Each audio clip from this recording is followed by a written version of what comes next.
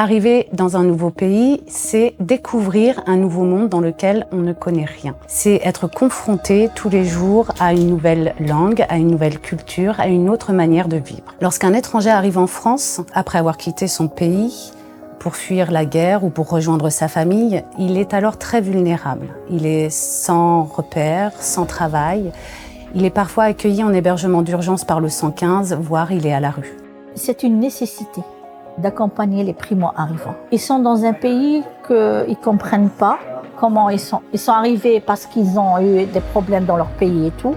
Et les angoisses, les détresses qu'ils ont reçues par rapport à ce voyage, long voyage qu'ils ont vécu de leur pays jusqu'ici, c'est un parcours de vie très angoissant.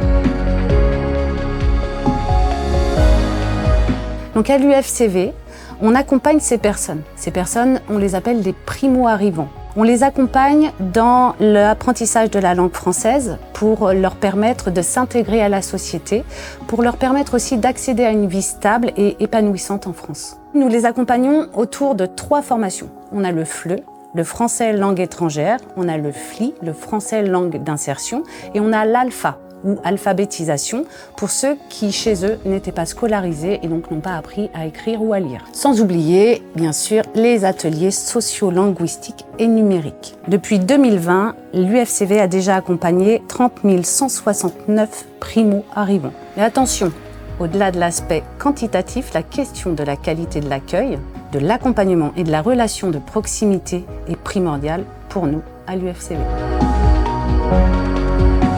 J'ai une relation assez proche avec mes stagiaires et effectivement, individuellement, je connais leur parcours et j'essaie de les accompagner au mieux. Je suis contente avec Elodie.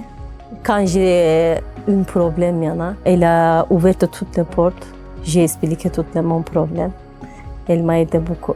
Les formations durent entre 2 et 3 mois, avec une partie en entreprise, surtout pour les stagiaires FLE, donc français langue étrangère. L'objectif est bien de les aider à trouver un travail. C'est pourquoi, chez nous à l'UFCV, nous mettons l'accent sur l'insertion dans un environnement professionnel. Par exemple, il y a des conseillers Pôle emploi qui viennent expliquer leur fonctionnement et en fin de formation, nous aidons les stagiaires à rédiger leur CV et leur lettre de motivation, à rencontrer des partenaires aussi et des centres de formation qualifiants lors de forums pour leur donner toutes les chances de trouver un emploi. Nos centres de formation sont aussi des lieux d'échange et bien sûr de rencontres et de découvertes entre des stagiaires qui viennent de partout dans le monde. Les formateurs font travailler les stagiaires en groupe et ça fonctionne. Naturellement, les personnes les plus à l'aise vont aider celles qui ont le plus de difficultés. En plus de cet élan de solidarité, ça permet à certaines communautés qui ne se côtoient pas du tout habituellement de se rencontrer et c'est très important pour nous. À l'UFCV, chaque stagiaire est suivi tout au long de son parcours, par ses formateurs, mais aussi par le référent de formation et le référent de parcours. La formation laisse une grande place à l'humain et les formateurs tissent de vrais liens avec leurs stagiaires. D'ailleurs, ils ont généralement un groupe de discussion sur les réseaux sociaux pour garder contact et prendre des nouvelles après la formation.